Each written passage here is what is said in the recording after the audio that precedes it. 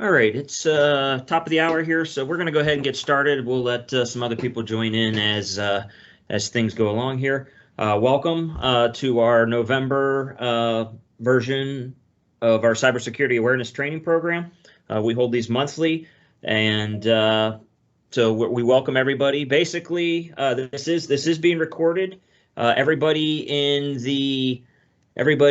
the lobby is muted currently for Mike. Chat is available, so if there's any questions or anything during the presentation, you can actually ask in the chat, or at the end we'll also have a small Q&A section too that you can answer or ask questions at that point. We can answer them, but we'll try to keep an eye on the chat as well as we go on through the presentation here.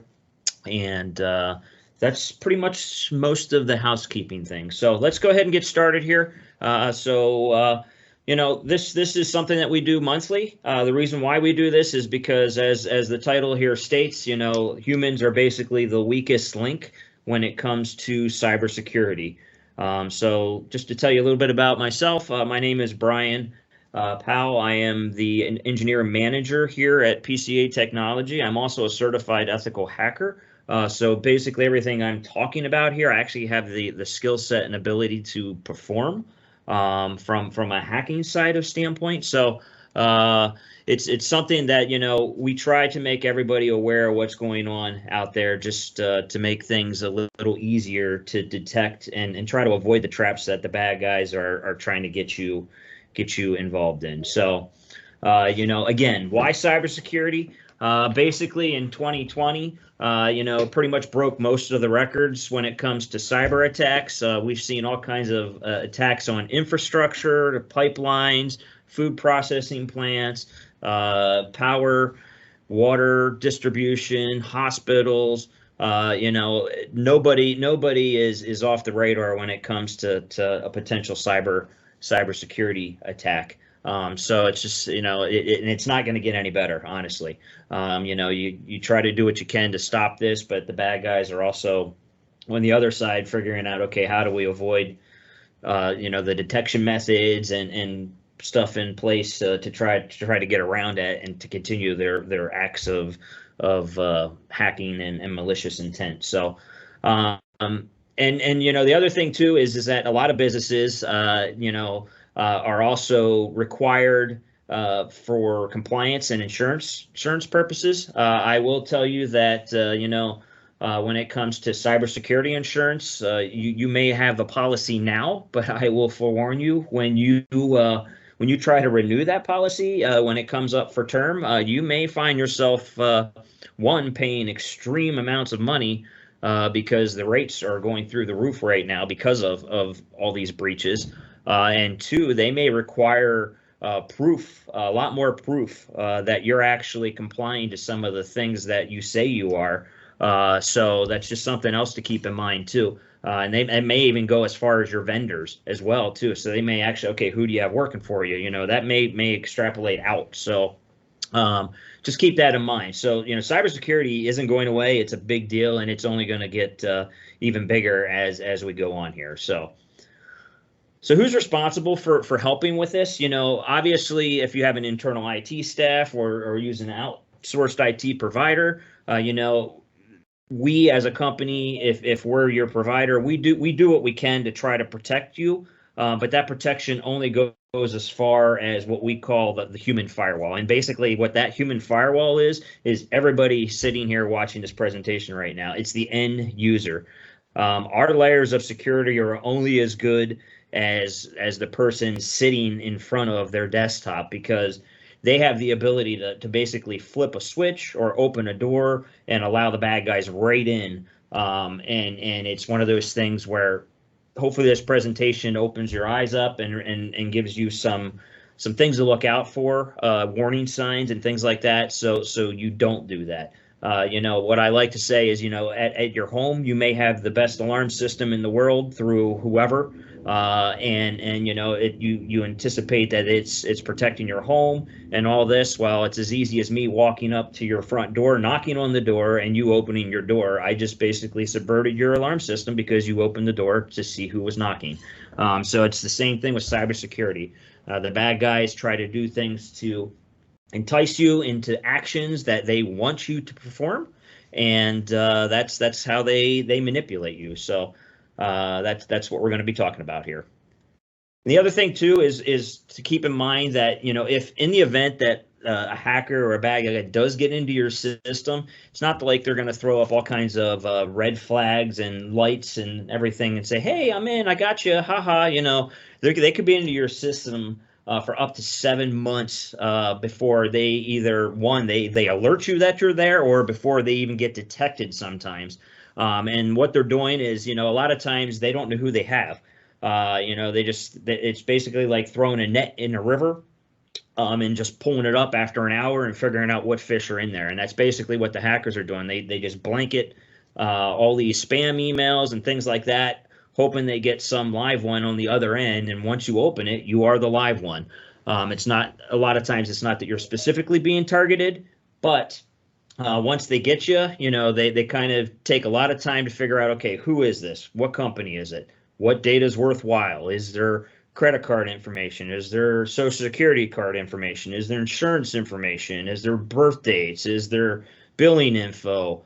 Any of that stuff is valuable to be sold on the dark web, and used for malicious purposes. So that's usually what happens. And one thing too is, anybody that does suffer a significant cybersecurity event, most of the time, some of those will go out of business within 6 months. Basically 60% after the attack has happened. So it has major effects on businesses.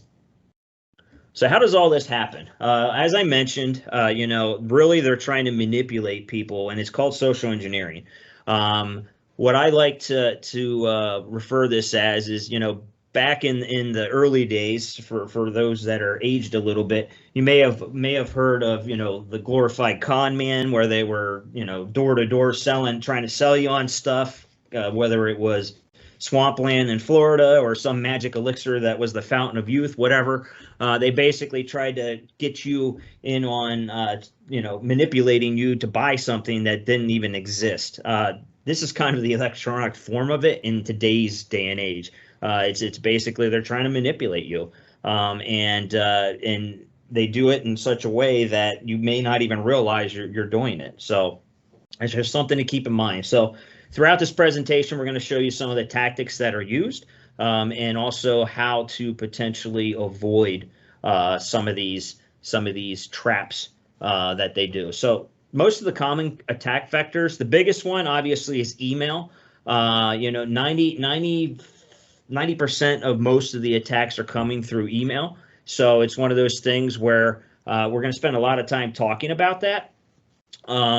Sometimes social media is also used. That could be used to get reconnaissance. It could potentially be used to, if somebody does get into the system, they might be able to use social media to try to get more information, to figure out, is there any other valuable information in here?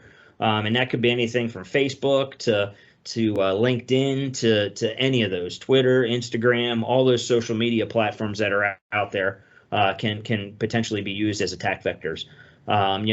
Trends, some of the trends are ransomware. I'm sure everybody on the call here has heard something about ransomware, especially locally here in the Western New York area. There's multiple entities that have been hit with ransomware in this area, from hospitals to colleges to things like that. School districts, one school district got it too.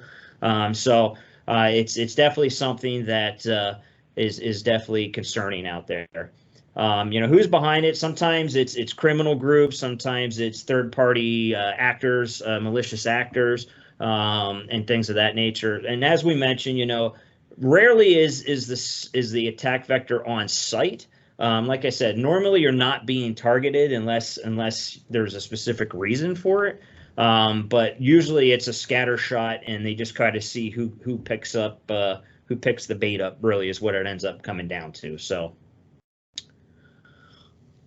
the one way of avoiding some of this is if you do any type of web surfing from your work environment, obviously try to keep that web surfing limited to business use only. Try to stay off of social media sites. And I know some companies use social media for business purposes, and if you do, all I would do is caution, be extra careful when you're using that as either an advertising or a marketing purpose or whatever, lead generations, however you're using social media. Just be cautious of what you open up and where you go while you're on that social media platform, and it's across the board. It's not just isolated to the public ones. This includes LinkedIn too. So a lot of people use that, and it's real easy to manipulate people on those platforms because you may or may not realize if it's really the person at the other end or not, or if it's just someone pretending to be them. So be aware of that. And also by limiting your surfing habits, you will tend to not run into a lot of suspicious pop-ups or download links that you may or may not know if they're valid or not. I'm sure everybody here at some point when they were surfing the web or doing some research or whatever that may be, ended up on a website that you might be reading a news article, and halfway through that news article, all of a sudden this pop-up comes up in the middle of the screen, and hey, subscribe to our newspaper to finish reading this article, or you only have 4 more free reads before you have to subscribe, something like that, and that's a legitimate pop-up.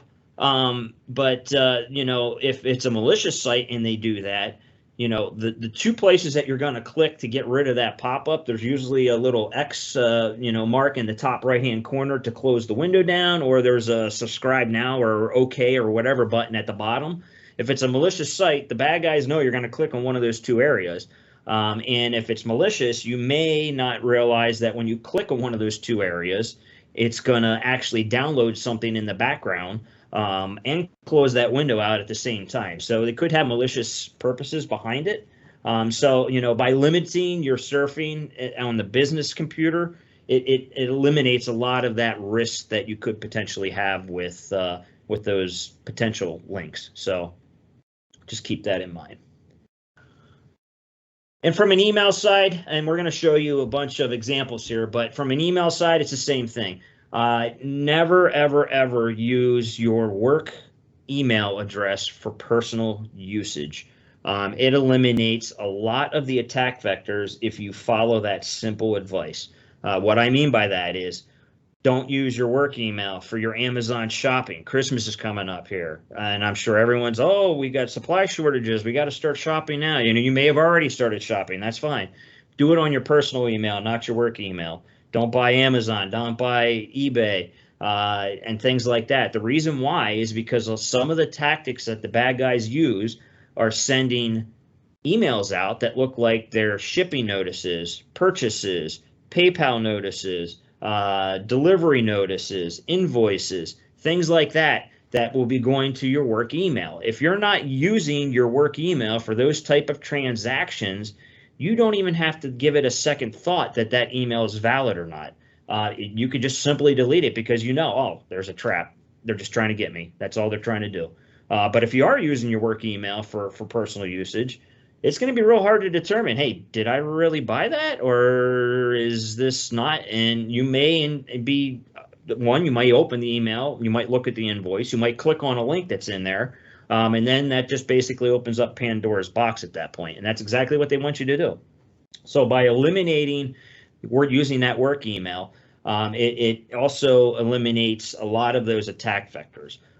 So that's one thing to keep in mind too. Also, if you're using your work email for your gym membership or your iTunes subscription or any of that type of stuff, same thing. If one of those sites gets breached somehow or another, well, now they have your work email, because that's usually your login, and more likely than not, people tend to reuse passwords, and if they figure out what the password is for that site, that password may be the same password that you're using somewhere else. So now they got a login and a password that could be figured out at another site that you may be on. If you're using your personal email, the chances of that work email getting compromised are less. So just keep that in mind. And we'll show you some examples here coming up here very shortly. But The other thing too is while you're at work, don't access your personal email either while you're on your work PC or even on your phone if your phone is connected to the work network. It's the same thing as if you're mixing your work email with personal usage. If you happen to open up an email that is in your personal inbox and it has some type of malicious intent behind it, it could infect your work network because you're opening it up on your work PC. So that's something else to keep in mind as well too. So the one thing that we do recommend too is anybody that's most users use Outlook as their email client. If you are using Outlook, we highly recommend you disable the preview pane. And that preview pane here, as you can see in this example here, is really just this section right here. This is actually the preview pane. And what it does is it actually shows when a message comes in, you can see this message is grayed out here at the top. So basically the top message here that comes in actually gets previewed over here in this right-hand side. So normally, yeah, people find that very useful because as the message comes in, they can just see it automatically and not have to worry about it. Well, there's a negative side to that, is that you know, if a message comes in and it somehow has some type of malicious content or malicious acts in it, embedded into it that you may not be able to see. Let's say you're at lunch. That message comes in, you're at lunch. That message could have been opened for an hour before you realize that the message was even opened because this automatically opened it for you. And if there is something malicious inside there, that could be running for an hour's period of time or longer if you leave your machines on when you go home at night and your email client running. That, you know, this could be running for the whole entire evening before you come in the next day and realize, hey, wait a minute, why'd that open this email up? And oh, wait, is this email doing something? And by that time, if there is something malicious in there, it could have been doing it for hours on end. We highly recommend disabling that. And to do that, if you go to the View tab up here at the top, and then you'll see it says Reading Pane. If you drop that arrow down, it'll usually say, I think, left, bottom, off. Just turn it off. And that will get rid of this side window here. And at that point, in order to open an email when it comes in, you have to double click it. So you have one extra click, but you are in control of opening that email at that point, not some automated piece of software. So it's something that we highly recommend of doing.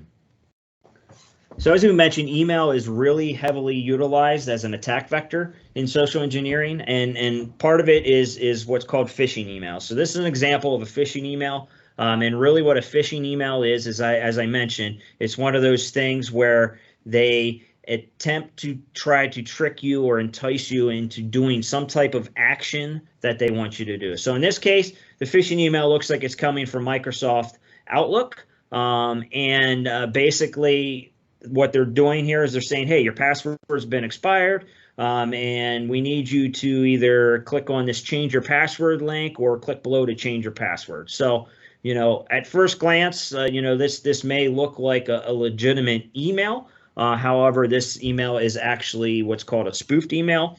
So they're making it appear like it's coming from Microsoft Outlook when it isn't. And so, you know, a normal user would be like, okay, so what? Who cares? Okay, well, let's say you click on one of these links here.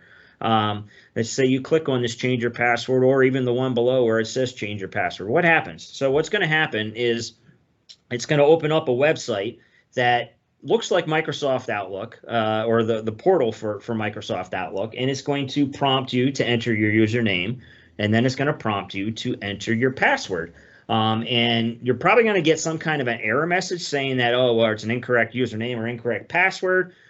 The page is going to refresh itself. You're going to enter that in a second time, and then it's probably going to let you log in. Sometimes it lets you log in. Sometimes it'll continue to give you those error messages. But what's happening is every time you enter that information, that is a fake website that's set up by the bad guys to make it look like the real website, and they are actually recording everything you're entering in at that point in time. They're recording your username, they're recording your password, and that is getting emailed or stored on a system that they have access to, that they're basically stealing your credentials and you're giving it to them. So in the case where the first time it errors out, that's because it's not a correct site. It won't log in because there's nothing to log into. It's a fake site prompting you to enter your information in. And when the page refreshes, a lot of times it refreshes to the correct Microsoft site. So the second time you're doing it, it is actually on the real Microsoft site. That's why it works the second time. Now, sometimes they don't get that sophisticated. It just keeps erroring out, and eventually you give up. But that's a tactic that's out there. Now, most of our clients, our personal clients that we manage, if you're on a Microsoft Office 365 account, we actually have in the portal a visual way of telling you that you're on the right site. That when you first enter in your username, which is usually your email address, it asks you that first. After you enter that and you hit next, it will ask you for your password. At that password screen on almost all of our clients, I'm pretty sure all of our clients have it at this point that we manage, that when that password prompt comes up on the portal, it will have your actual company logo next to it. If you're getting one of those and it doesn't have your company logo next to it, it's probably a fake site. So that's one visual way of being able to tell if you're ever prompted for something like this. But the other thing too that we also recommend is if you get one of these, never, ever, ever click on any of the links that are embedded into this. If you are an Office 365 or a Microsoft 365 client, go to the web browser yourself, whether it's Internet Explorer, Chrome, Firefox, Safari, whatever your browser of choice is, open that up, go to the Microsoft portal yourself by typing it in. Don't click on these links.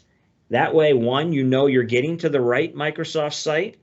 And when you do enter your information, you're on the right site too, because you physically typed it in. So don't blindly follow these thinking these are real links. Sometimes they might be, sometimes they won't be, but it's best just to type it in yourself. It's so much easier to do than any of the other potential methods out there. So just keep that in mind.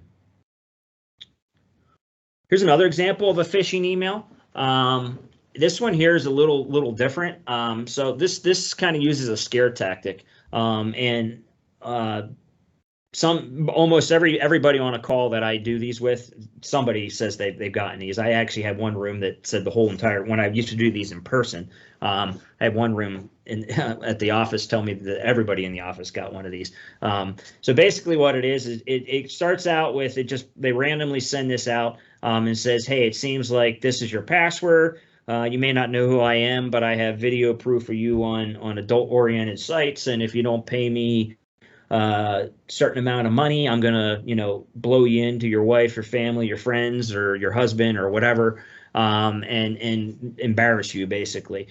So the reason why people fall for this is because in the first line there, where it says it seems like, where it's X'd out right now, it's that password is actually a password that you recognize. So everyone's like, holy cow, wait, that's a password of mine. What's going on here? And then all of a sudden that puts them into a fight or flight, and your brain is in overload, and you kind of just don't think rationally about the rest of this. And you may blindly follow it thinking that, oh, wait, they got my password. Maybe I don't understand what's going on here, but if I don't do something, they're going to embarrass me, whether I did any of this or not. The top part with the password is probably legit, obviously, if it's something that you recognize. The rest of this is BS. It's just scare tactics. They don't have any proof of anything, but they're trying to use the top part to scare you into thinking that they have the rest of this and to try to get you out of $2,900 is what this one's asking for. So how do they get your password?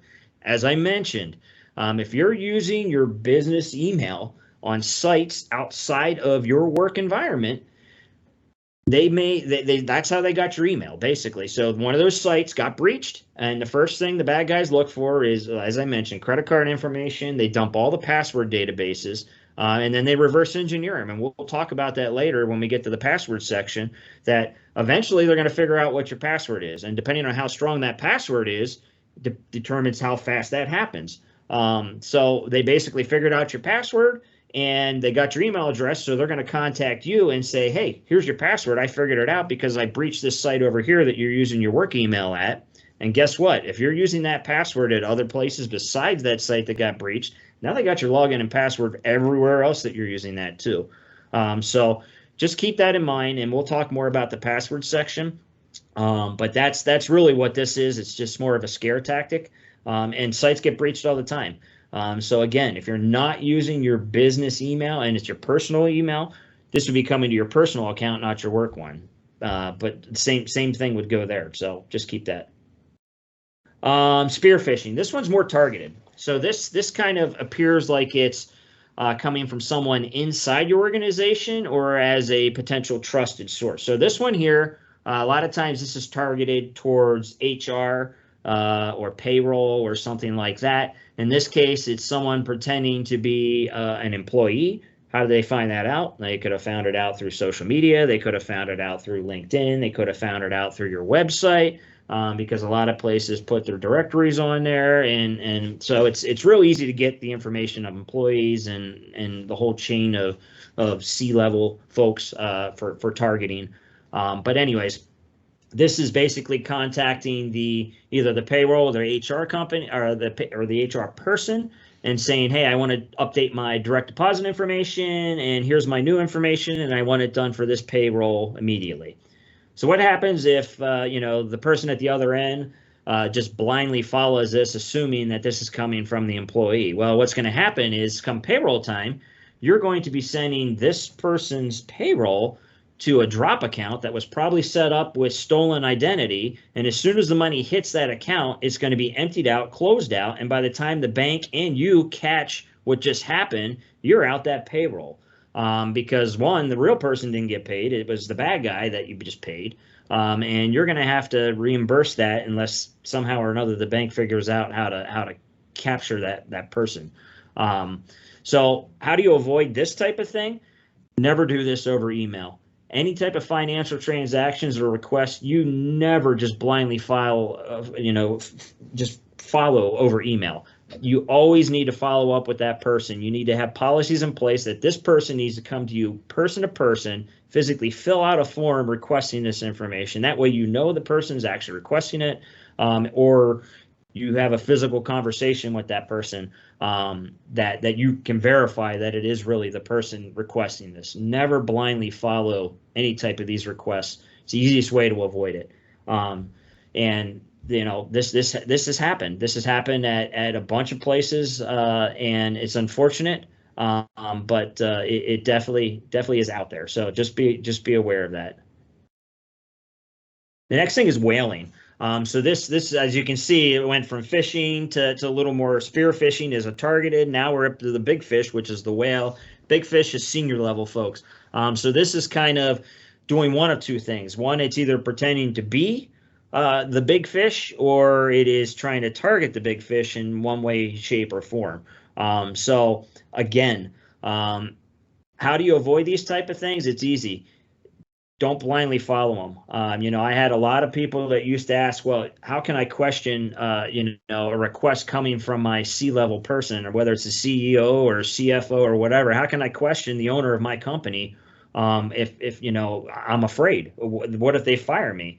Well, I think a C-level or an owner or somebody is going to be much more appreciative of you verifying that this request is valid than blindly sending $20,000 wired funds to an account that you thought you were sending to your CEO and find out it was a bad guy tricking you, because and that's exactly the next example we're going to show you. So this is somebody that's saying, hey, it's Roger. I'm the CFO. They're obviously targeting somebody that probably works in the financial department. This guy's pretending to be the CFO.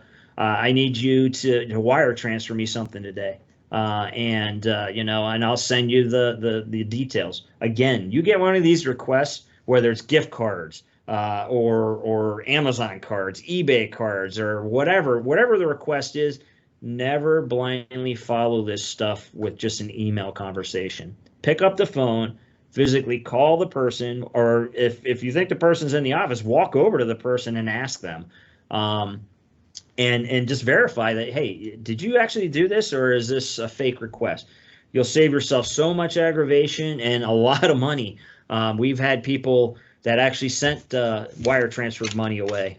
We've actually had it in the process where we were able to help get it pulled back before it got to the other end, luckily. We've had some cases where they were almost ready to pull the trigger and finally, did that follow up and realized that it was fake.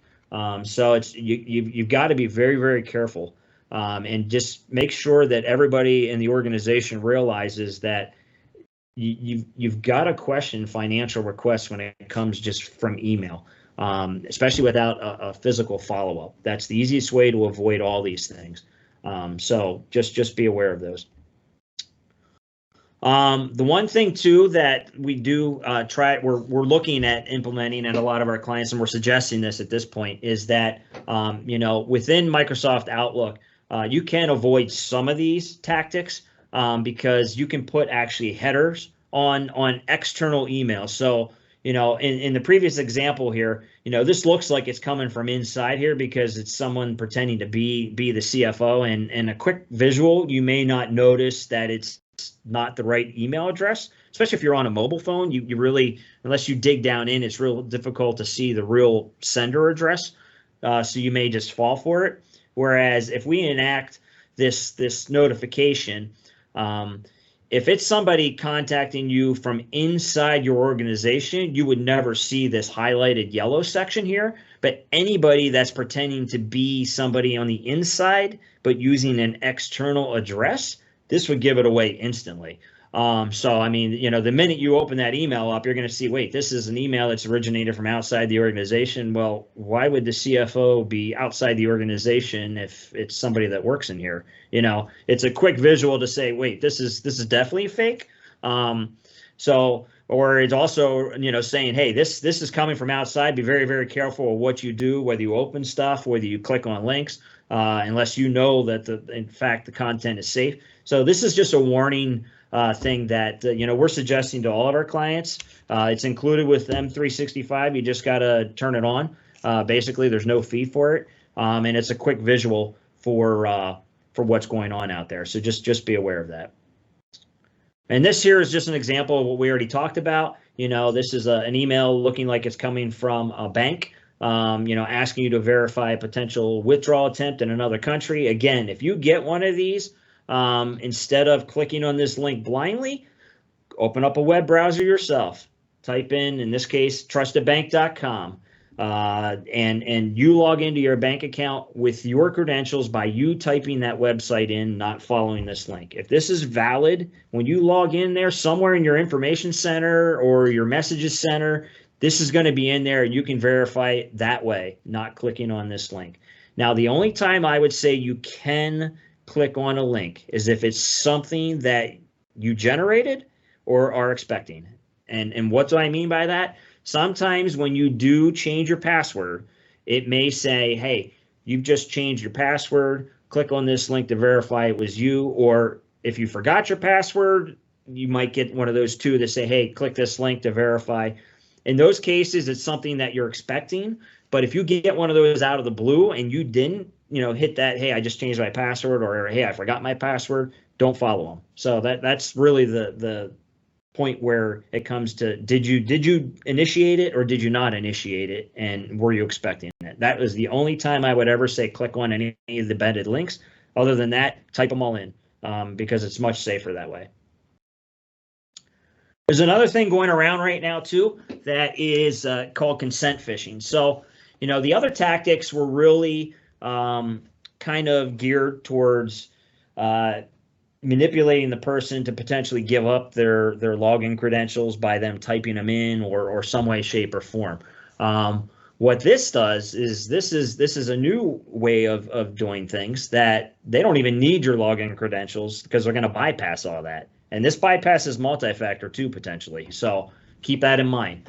Basically, it's going to pop up a consent form and basically saying, hey, there's an app here that's requesting information and permissions to everything that's in your Microsoft ecosystem. That's your OneDrive, your SharePoint, your emails, your everything. And it's basically, if you hit accept blindly on this right here with this screen, you're basically giving them full-blown access to everything you have in that Microsoft ecosystem without having any username, without having any password, without having any MFA. This is going to give them full-blown access to everything that you have.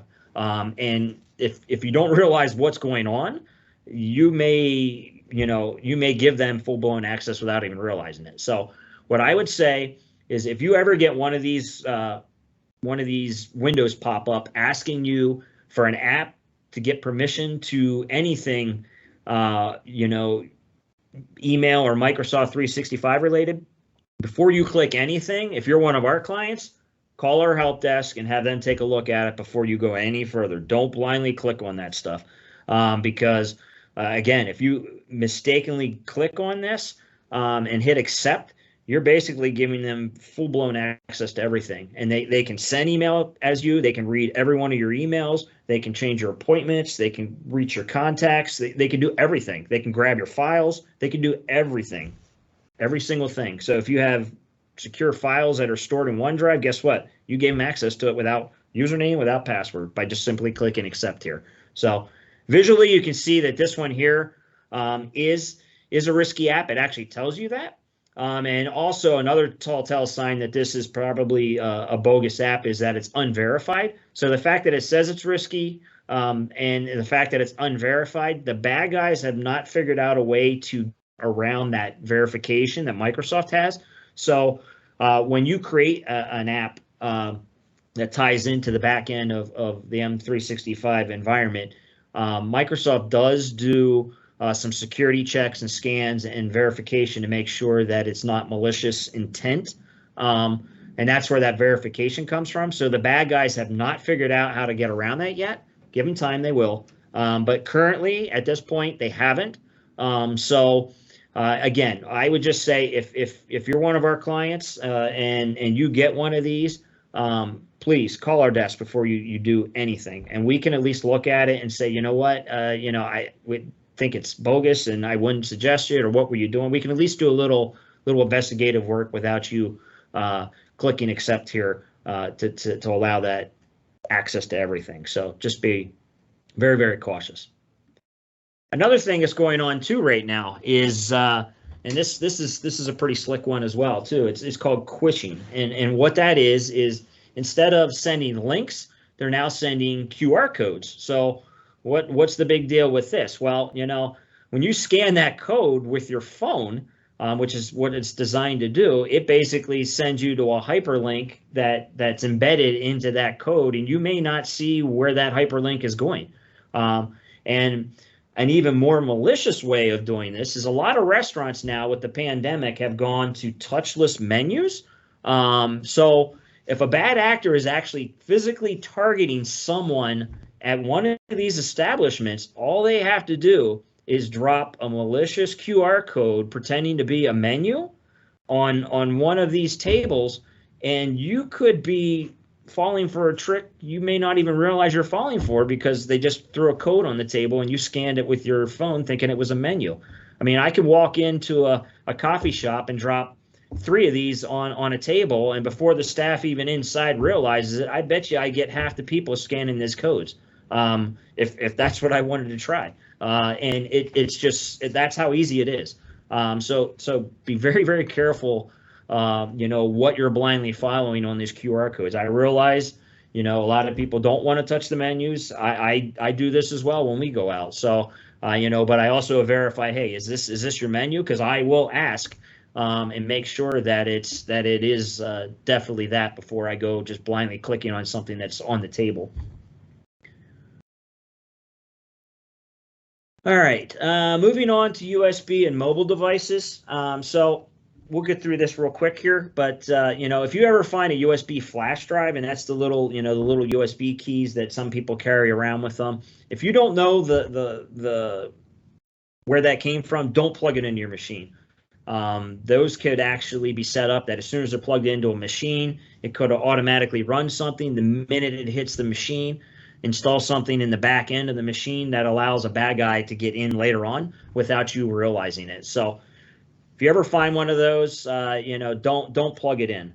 If you're one of our clients, hold on to it until one of our techs come out on site for a visit. Give it to them. They'll bring it back here. I'll actually put it in a sandbox environment to see if there is anything malicious on it. If there is, we'll clean it off and we'll give it back to the tech to bring back to you. That way, you found it, you can have it, and it's clean at that point. But definitely be very, very careful. These things are the death of a lot of companies.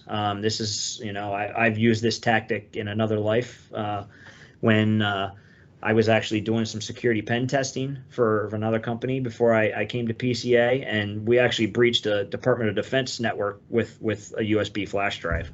So it's that simple to manipulate people. You throw them in a parking lot, and curiosity always kills the cat, and that's how we got in. So if you are using these personally to move files from your work to home, sometimes that happens too. Or maybe from clients. Architects tend to, a lot of architectural places sometimes have drawings because they're too big and they store them on USB. What I recommend in those cases, and some of our clients do follow this, if you are an architectural firm, I would take that to a PC, a laptop that is off your network. Put that USB key that the client gave you into that laptop, transfer the drawing onto the physical laptop, unplug their key, put a safe key that you own into that, transfer it onto that before you plug it into your work network PC. I know it's an extra step there, but it definitely alleviates, okay, if there's something on that USB, on the client's USB without them knowing it, infecting your network too. So there's ways of doing that. But also check virus, on the work PCs. A lot of times, if you're a client of ours, we will, we have antivirus on all your machines, so it will automatically scan it when you plug it in. However, when you go home, we don't manage your home machines, so we don't know if they're up to date, we don't know who's using them either. Usually they're shared with family, so you don't know what's on that PC. So make sure you're doing virus scans on that side too. Otherwise, you could eventually bring something back from your home PC on that USB key back into your work network. So just be very, very careful if you are using those to move files back and forth. The other thing too is be very, very careful of public charging stations. And what I mean by that is for your cell phone. What you may not realize is that, a lot of times when you plug this into a USB cord or a public station, some of those may charge, but it also turns your cell phone into a USB device. So if it is a malicious public charging station, which might be set up to look like, especially at an airport, that's an easy way to do it. You could just set up a small mobile kiosk that looks like it's a mobile charging station that was put there by the airport when it was actually put there by a malicious actor trying to get people to plug into it. It will actually pull stuff off your phone at the same time it's charging it. So they're stealing information off your phone as you're charging, your device. What I recommend is just bring your own power cord and your own charging device. That way it's valid. And then you don't have to worry about that in the future. So that's just my recommendation. So we mentioned about passwords. The one thing I will say is that we recommend complex, secure, and unique passwords. So what does that mean? That means every site you go to needs to have a complex password and that it's unique for that site. Do not reuse your passwords. So, and what does complex mean? It means it's got to be 9 characters at a minimum. So it has to be at least 9 characters. It should contain a special character, an uppercase letter, and a number. So everybody on this presentation at the other end is probably saying, yeah, right. How am I going to remember every single password that is unique across every site that I'm on? And, there's no way. It's not happening. I'm going to tell you a way that you may be able to record your password in such a way that it's recorded securely, but you can still remember it following these guidelines. So me personally, I write my passwords down, but I do it in such a way that it is secure. Now, I actually store my passwords in a text file that is located on a USB drive that I carry around with me. That USB drive is encrypted, which means you can't get into it unless you know the password to actually open it up. That password is a 23-character password that I have memorized. So that's the only password I have to memorize. So that one, I actually, I plug it into my machine. I put that password in, it unlocks that USB key, and then within there is just a plain text file that has all of my passwords recorded in there. But they're recorded in such a way that even if I give you my password to unlock that, those passwords are going to be useless to you because they're not in their entirety. So what I mean by that is, let's say you just use a piece of paper. Instead of, then you're using 9 characters for your password. On that piece of paper, you may only record 7 digits of that 9-digit password. You know the missing 2 digits. You know the pattern of where that missing 2 digits are. It could be 1 at the beginning. It could be 1 at the end. It could be 2 at the end. It could be 2 at the beginning. Whatever your pattern is, you know what the pattern is. You know what the 2 missing characters are. So in the missing character case, those 2 characters are going to be the same all through every one of those passwords. So let's just use for an example. A 9-digit password, you have 7 digits written on your paper, but your missing digits are A, B at the beginning of every one of those passwords. So when you look at that piece of paper, you're going to grab those 7 digits that are on the password, and then you're going to add A, B to every one of them when you go to enter them in. So you know that because you've got the pattern memorized in your head. Obviously, I wouldn't suggest doing it that simple, but whatever, you come up with the pattern, you come up with the missing characters. Anybody that comes across that piece of paper, they're going to try what's written on there, and none of them are going to work, and they're going to be like, oh, this must be an old password list, and they're just going to give up because they don't know what it is. That's a way of securely writing your passwords down without writing them to your entirety. The other way you can do it is you can add characters to that. So again, 9-digit password on your piece of paper, you might be recording 11 digits. Now in this case, you got to be a little careful when you're adding characters, and I'll explain why. So let's say you decide that your pattern is, I'm going to add 2 characters to my passwords, which comes up with the 11. I'm going to add 1 at the beginning. I'm going to add 1 at the end. So I know when I go and I look at my piece of paper and I need to type in that password, that I need to drop the first character and I need to drop the last character, but everything in between those is the real password. Again, anybody that comes up on that sheet is not going to know that, providing that those extra characters are all unique. You can't use the same password or the same characters on all your passwords. There's a simple program that's out there that will recognize patterns. So if you put 11 digits down in every one of your characters, you have an A at the beginning and a B at the end of every one of your padded characters, I'm going to run that through that program, and it's going to detect in about 2.5 seconds that, oh, AB is the padding, pull that off, now the password's in between, because it recognizes that pattern on every single one of them. You got to change those characters up. So it could be AB, the first one, it might be 7D, the second one. Just make sure you're mixing up that whatever those added characters are physically that you have written down. In the missing one, it doesn't matter because they're not physically recorded, so they can't run it through that algorithm. But when you add the characters on paper, they can.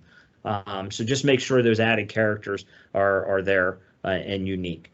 Some people ask about the online ones. So there's a lot of online repositories that will remember the passwords for you. There's about 5 big ones out there that are heavily used. I'm not a fan of them. I will carry my passwords around with me on my person before I use one of them. Out of those 5, 3 of them have been breached already, and 1 of them has been breached twice. So you want to take your chances that the bad guys aren't going to breach one of those and somehow obtain your passwords eventually. You can do that. Me personally, I'm going to keep them on me. That way I know, even if I do lose that USB key, by the time they figure out what that password is to even open it up, we're all going to be long gone. And even if they do get into it, it's still not going to be the valid passwords because my pattern is whatever it is. And without me, you're not going to know it. Now I do have paper copies of it too. Obviously if I lose that key, I'm not going to be able to recreate it, but one is in my safe deposit box at the bank and one is in my safe at home. Again, It's not the entire passwords written on this. So even if someone breaks into one of those, the passwords are useless to them as well. So, you know, my wife also knows what it is in case something does happen to me and she needs to take over things. But that's just the way I prefer to do things. So it's an easy way to remember it, and an easy way to record it and follow these guidelines. So why do we say these guidelines? Well, you can see here how long it takes to actually crack a password. You know, if you're using eight digits and it's numbers only, I mean, it's pretty much instantaneous. If you're using lowercase, it's under a minute. If you're using upper and lowercase, it's 22 minutes. You can see I'm not going to go through each one of these here, but you can see how fast it is to actually brute force a password.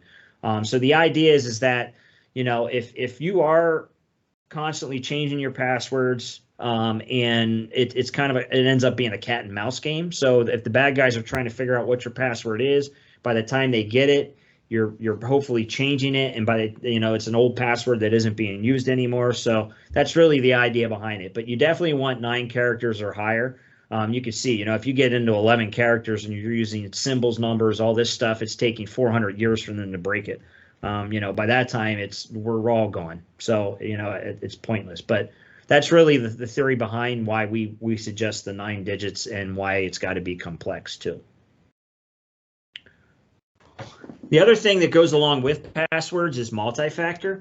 You know, what that does and what that means is it's the concept of it's called 2-factor usually, or multi-factor. It's something you know and something you have. So the something you know is your login and your password. So that's something that you know. The something you have is usually a token or something that's generated. There's a piece of software that can go on your cell phone that generates that token. So that's something you have. So if someone does happen to get your username and password without having that token, they can't log into your account without that token. This isn't 100% foolproof, but this does stop 99.9% of hacking attempts with multi-factor. So if you're not using multi-factor, I highly suggest you enable it, because it does add that additional physical layer that without having your cell phone and that token, it's very difficult to breach that account. Like I said, it's not 100% foolproof, but it definitely stops it a lot more than not having it, for sure. And if you're not using multi-factor, it's something that we do offer a trial for. If it's something you're interested in, we could you can reach out to us after the fact. That's about the only sales pitch you'll see in this presentation. But just so you're aware, sometimes you can use the free stuff too. With obviously it's included with Microsoft 365. You just have to enable it. But for other areas, you probably need some type of a paid solution. So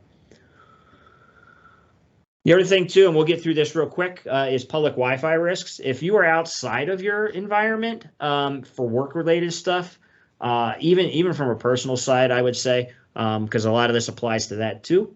I don't use public Wi-Fi. I find it very risky, and I really kind of say, if anything you're doing on public Wi-Fi, if it's not something that you're going to blindly walk up to some complete stranger on the sidewalk and tell them about, you don't want to be on public Wi-Fi doing what you're doing. Whether it's your Facebook, whether it's your bank, especially your bank stuff, you never want to do that on public Wi-Fi.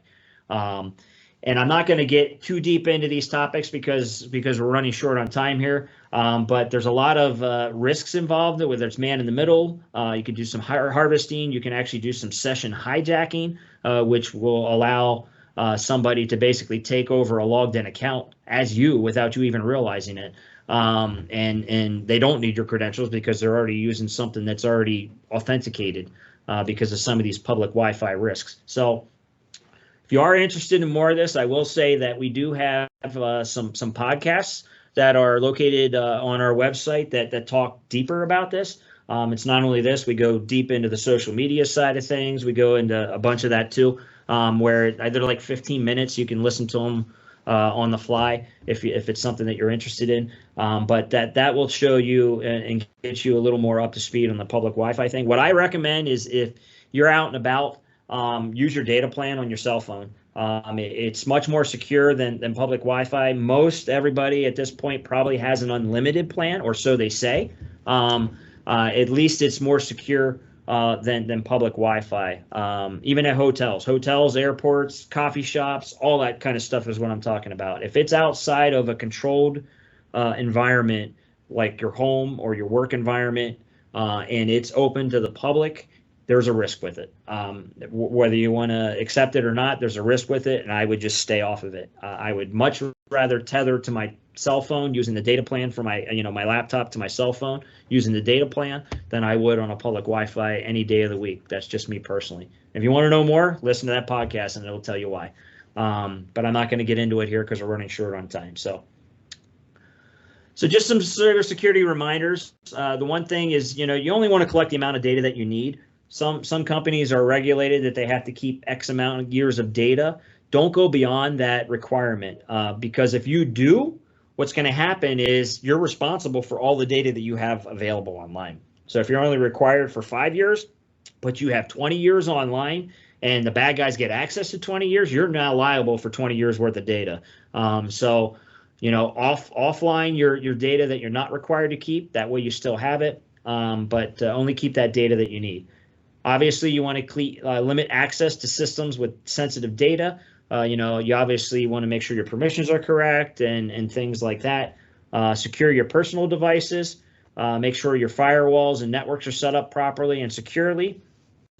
Anytime anyone leaves the company, whether by their own accord or whether they're let go, make sure that you disable those accounts immediately.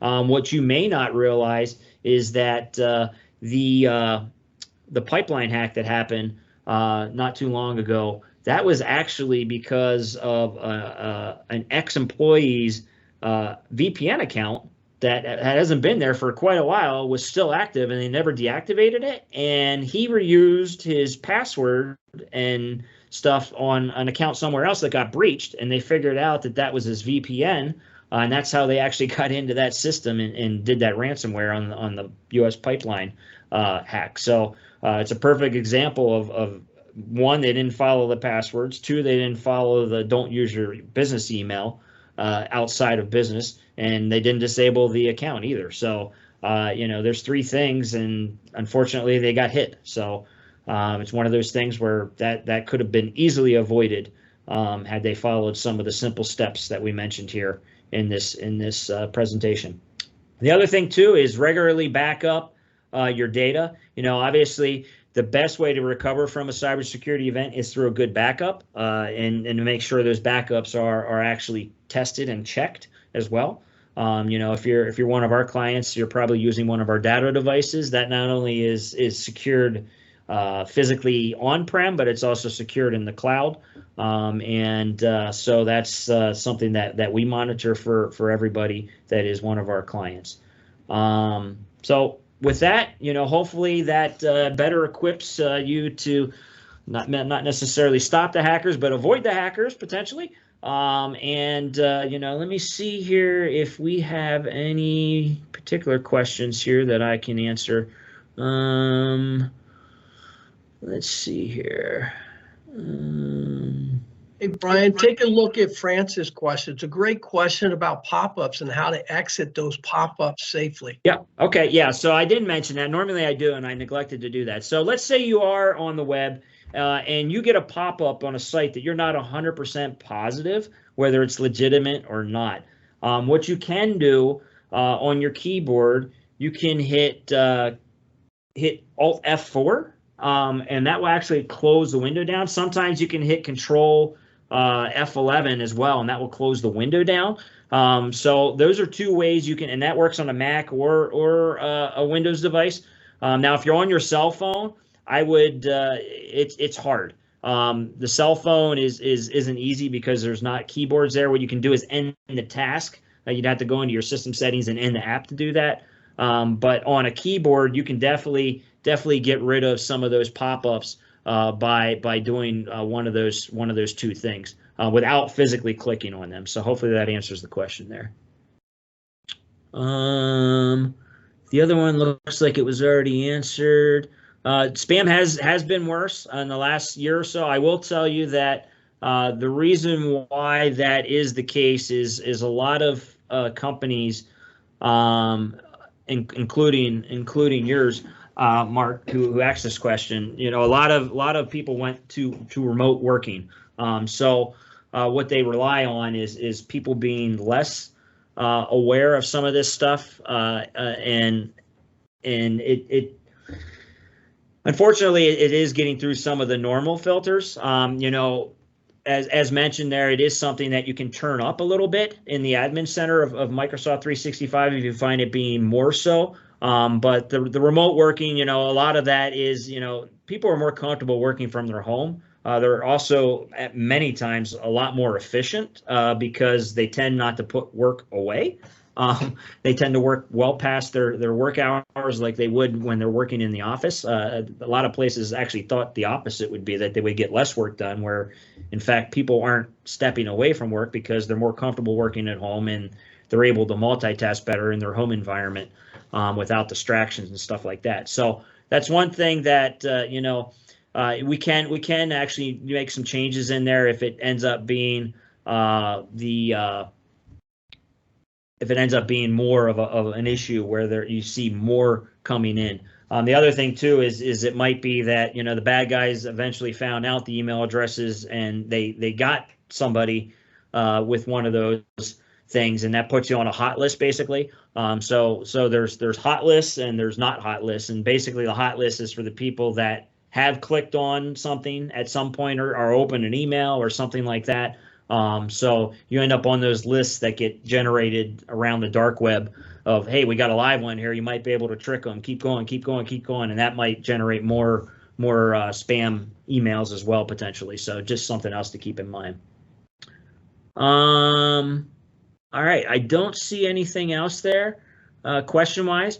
We will be sending out certificates for everybody that has attended this, registered and attended this. If you do have any other questions or anything, obviously reach out to us at this email address here. This will be recorded and available for the next 30 days. As I mentioned, we do these frequently. The content sometimes is somewhat repetitive, but I do update these frequently with the latest attack vectors and stuff. So one month may be different than another month.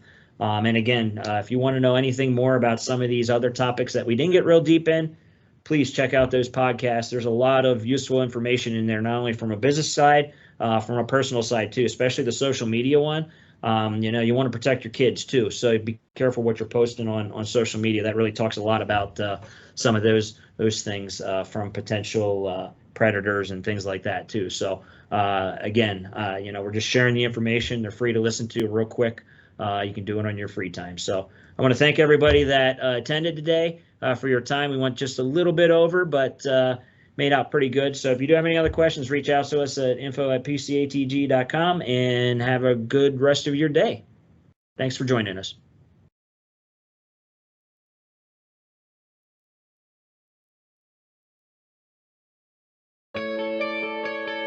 There are a million ways to steal a password. And just one stolen password can take down your network. Are you sure that your employees are keeping them safe? Make it easy for you and your employees to protect your business with WatchGuard's AuthPoint Multifactor Authentication Service. AuthPoint delivers the power of MFA in an easy-to-administer cloud service and mobile phone app. So there's no hardware to deploy, and it can be managed from anywhere. A full suite of integrations with third-party applications means that MFA protection is extended to wherever you have sensitive data. AuthPoint users only sign in once to access multiple applications. And they appreciate the friendly mobile app with its personal touches. Best yet, all the security benefit of MFA is provided for each user each month for less than you'd pay for your morning grande cappuccino. Here's how it works. A user logs into the company network like normal, but then a push notification message is sent to their phone showing who and where the attempted login is coming from. Simply select Approve to continue with the login process, or when push messages are not an option, choose to enter a one-time password, or even scan a QR code to validate identity when offline. With Authpoint enabled, hackers that try to log in with stolen credentials are denied access, keeping your network protected and saving you from potential fines, breach remediation expenses, lost productivity costs, and a damaged business reputation. Multi-factor authentication is one of the most important safeguards needed to protect your business. WatchGuard Authpoint is the right solution at the right time to address this security gap with powerful multi-factor authentication on an easy-to-use cloud platform.